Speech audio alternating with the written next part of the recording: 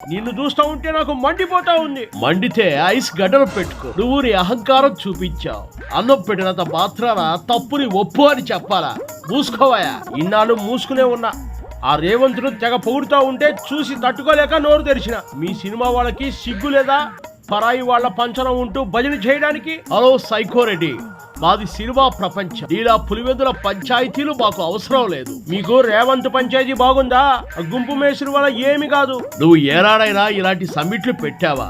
మా ఇండస్ట్రీ గురించి ఆలోచించావా?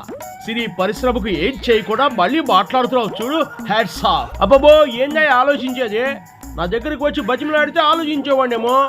నన్ను సీఎంగా కాదు కదా, కనీసం ఒక కార్పొరేటర్గా కూడా మీరు ఎవ్వరు గుర్తించలేదు. మాకు నీ వల్ల ఏం చేత కాదు అని తెలిసి సైలెంట్ గా ఉన్నావు.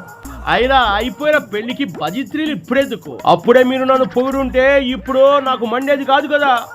అయినా నువ్వు సినిమా పెద్ద ఏంది? చాలా మంది ఉన్నారు కదా పెద్దోళ్ళు. ఆ మోహన్ బాబు కన్నా తోపా నువ్వు?